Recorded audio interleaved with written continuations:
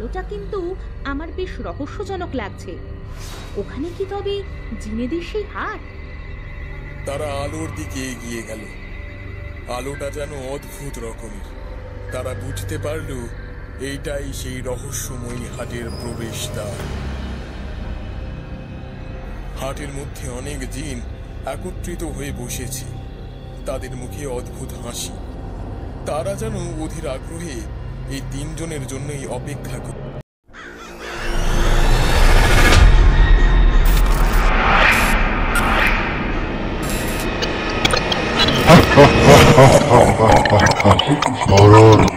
বাংলা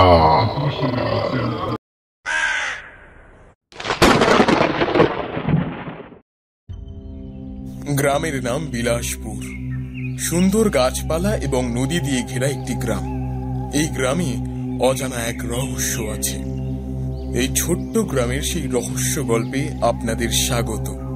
এখানে এক অদ্ভুত রহস্যময় জায়গা আছে, একটি হাট যা মানুষের নয়, এটি জিনেদের হাট। গ্রামের মানুষ এই হাটের কথা জানে, কিন্তু কেউই সাহস করে সেখানে যায় না। বছরের একদিন সন্ধ্যের পরে এই হাট বসে। সেদিন গ্রামের বিকেলের পর ঘরের ভেতর থেকে কেউ বেরোয় না। তাদের বিশ্বাস কেউ ওই হাটের কাছাকাছি গেলে প্রাণে বেঁচে ফিরতে পারবে না।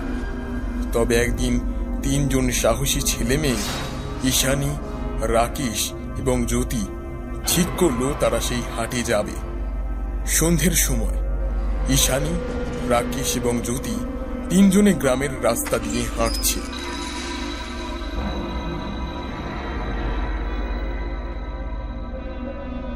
ঈশানী কিছুক্ষণ রাস্তার পাশে থাকা জঙ্গলের দিকে তাকিয়ে থাকে। সে মনে মনে কিছু একটা যেন ভাবছে।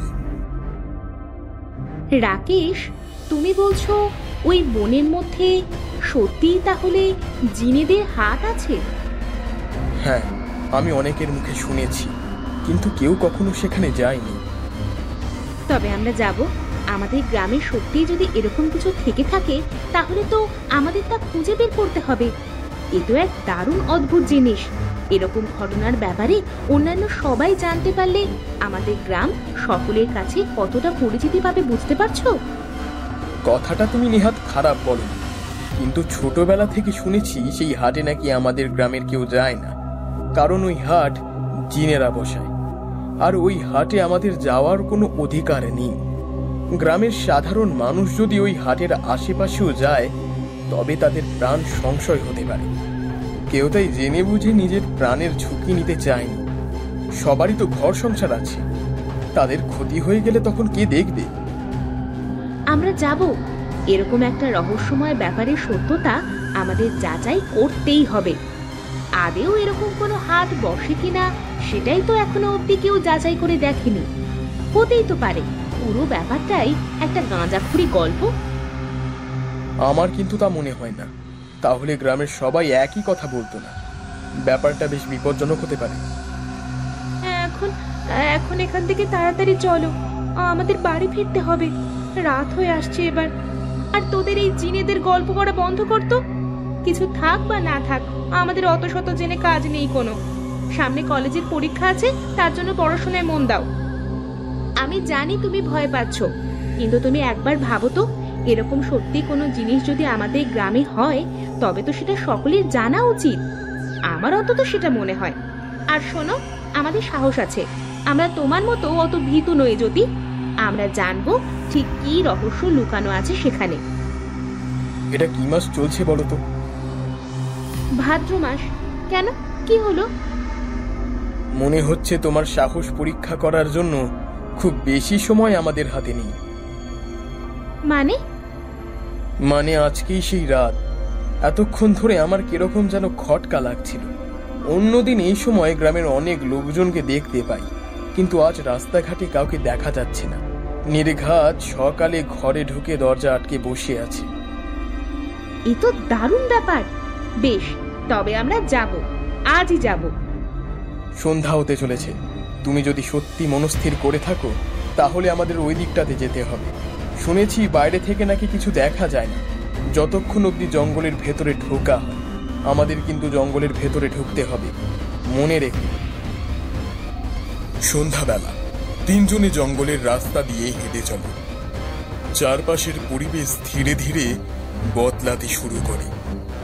এখানের পরিবেশটা যেন একটু বেশি গুরুট। হঠাৎ কোথা থেকে একটা অদ্ভুত একটা আওয়াজ শোনা যায়। তিনজনেই শুনতে পাই সেই আওয়াজটা। অদম্য সাহস থাকলেও এবার যেন তিনজনেই কিছুটা ভয় পায়। তোমরা কি ওই অদ্ভুত আওয়াজ শুনতে পাচ্ছ? এটা কি কোনো পাখির আওয়াজ? না, এটা পাখির নয়, কিছু অন্যরকম মনে হচ্ছে। চলো সামনের দিকে এগিয়ে দেখি কি হচ্ছে ব্যাপারটা। তোমরা সত্যি সাহসী, কিন্তু আমি মনে করি আমাদের একটু সাবধান থাকা উচিত। তারা ধীরে ধীরে বনের গভীরে প্রবেশ করে। বাতাস এবার ভারী হতে শুরু করেছে। গাছের ছায়া এবং অদ্ভুত আওয়াজ তাদের ভয়টাকেও যেন বাড়িয়ে তুলেছে আস্তে আস্তে। জঙ্গলের ভেতরে ঢুকে ওরা একটা উজ্জ্বল আলো দেখতে পায়। আলোটা ধপ ধপ করছে, যেন ইঙ্গিত করে ওদের তিনজনকে কাছে ডাকছে। দেখ, আমার মনে হয় ওই আলোটার দিকে এগিয়ে যাওয়া উচিত। ওটা কিসের আলো? মনে হচ্ছে এবার আমরা ঠিক জায়গায় পৌঁছে গেছি। আমার মনে হয় এই ধরনের কিছু দেখা আমাদের জন্য একেবারেই উচিত হচ্ছে না। আমরা কি এটা ঠিক করছি? দেখাই যাক না কি হয়। আলোটা কিন্তু আমার বেশ রহস্যজনক লাগছে। ওখানে কি তবে জিনেদের সেই হাট? তারা আলোর দিকে এগিয়ে গেল। আলোটা যেন অদ্ভুত রকমের। তারা বুঝতে পারল এইটাই সেই রহস্যময়ী হাটের প্রবেশদ্বার। হাটের মধ্যে অনেক জিন একত্রিত হয়ে বসেছে। তাদের মুখে অদ্ভুত হাসি। তারা যেন অধীর আগ্রহে এই তিনজনের জন্যই অপেক্ষা করছিল। আমরা কাদের দেখতে পাচ্ছি? এরা তো মানুষের সন্তান না। এত সাহস! কিভাবে তোমরা এখানে আসলে? আমরা জানতে এসেছি তোমরা কারা, তোমাদের হাটে কি হয়। জানতে যা, তাহলে আমাদের অতিথি হও। আমরা তোমাদের সত্যি দেখাবো। জিনেদের মধ্যে একটা চাপা উত্তেজনা দেখা যায়। রহস্যময় হাসিতে তারা সেই তিনজনকে আপ্যায়ন করে। এই দেখে তিনজনই যেন মনে মনে একটু শান্তি পায়, কিন্তু বুঝতে পারে না যে জিনেদের আতিথ্য কখনোই নিরাপদ নয়। এই আতিথ্য তাদের কাছে আসন্ন বিপদের আভাস মাত্র। জিনেরা তাদের বসতে বলে এবং তার সাথে সাথেই চারপাশে অদ্ভুত ঘটনা শুরু হয়। চারপাশের পরিবেশ হঠাৎ জ্বলে ওঠে এবং আশপাশ থেকে ভয়ঙ্কর আওয়াজ ভেসে আসতে থাকে। ধীরে ধীরে জিনেদের দল ওদের তিনজনকে ঘিরে ধরে। ঈশানী, আমার মনে হচ্ছে এটা ঠিক হচ্ছে না। এবার আমাদের ফিরে যাওয়া উচিত। আচ্ছা, ওরা ওভাবে চারপাশে ঘিরে ধরেছে কেন বলো তো? এটা কি ওদের কোনো অতিথি আপ্যায়নের রীতি? তোমার তোমার তাই মনে হচ্ছে? আশেপাশে আশেপাশে দেখতে পাচ্ছ না কিভাবে কিভাবে আগুনটা জ্বলছে? ঈশানী, ঈশানী, এবার এখান থেকে চলো। অনেক অনেক হয়েছে, অনেক হয়েছে। তোমরা ভয় পাচ্ছ কেন? তোমাদের কোনো ক্ষতি করব না আমরা। তোমরা তো আমাদের অতিথি, আমাদের দেখতে এসেছো, ঠিকভাবে দেখবে না আমাদের? কিন্তু কিছুক্ষণ পরে বাতাস ভারী হয়ে উঠল। চারপাশের আওয়াজ আরো জোরালো হয়ে উঠল। ধীরে ধীরে ওরা তিনজনের দিকে এগিয়ে আসতে থাকে। রাকেশ, রাকেশ, চলো এবার আমরা এখান থেকে যাই বরং। এবার ব্যাপারটা সত্যিই খুব বিপজ্জনক হচ্ছে। কোথায় যাবে তোমরা?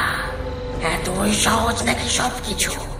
দীর্ঘ বছর ধরে এই গ্রামের কোনো মানুষ আমাদের এখানে আসেনি।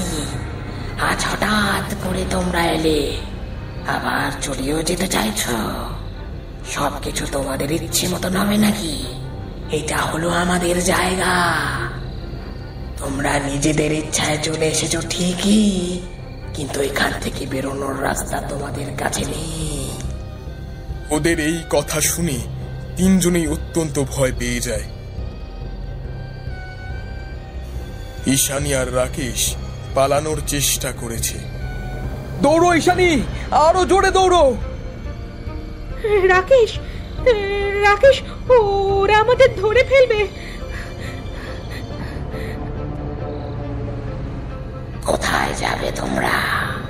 আমাদের থেকে পালানো এত সহজ নয়। তোমরা আমাদের হাটে ঢুকেছ, এখন আমাদের নিয়ম মানতেই হবে। আমরা আমরা সত্যি ভুল করেছি। দয়া করে আমাদের ছেড়ে দিন। ছেড়ে দেব? তোমাদের এত সাহস হলো কি করে?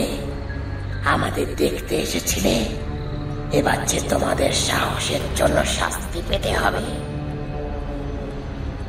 হঠাৎ যেন কোন জাদু বলি গ্রাম প্রধান এসে উপস্থিত হন ওই জায়গায়। ওরা তিনজনেই তাকে দেখে অবাক হয়ে যায়, কিছুটা স্বস্তিও যেন পায়। থামো, ওরা ছেলে মানুষ, ওদের কোনো ক্ষতি করো না। তুমি কে? আমি এই গ্রামের প্রধান, ওরা আমার গ্রামের ছেলে মেয়ে, এদের ছেড়ে দাও। তোমার আদেশ আমরা মানি না। এরা আমাদের হাটে এসেছে, শাস্তি তো পেতেই হবে।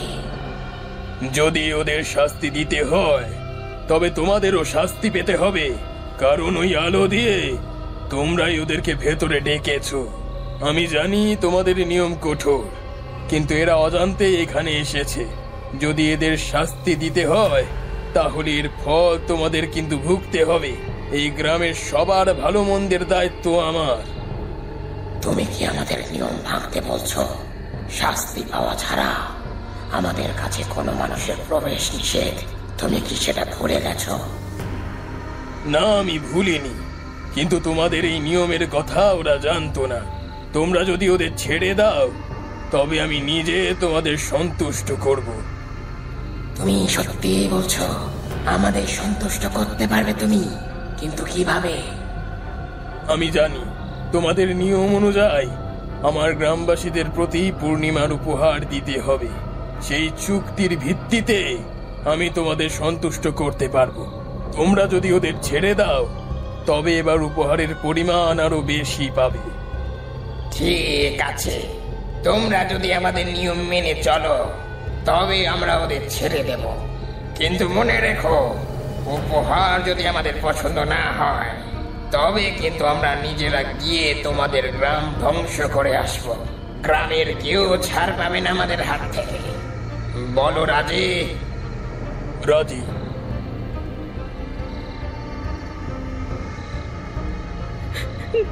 ধন্যবাদ, ধন্যবাদ প্রধান কাকা।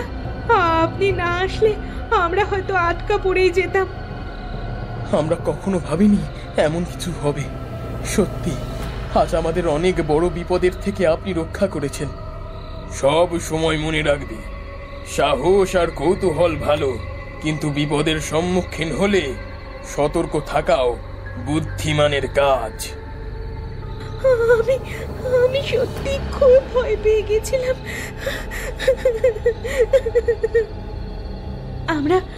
আমরা এখন বিপদের থেকে মুক্তি পেয়েছি জ্যোতি, আর চিন্তা করো না।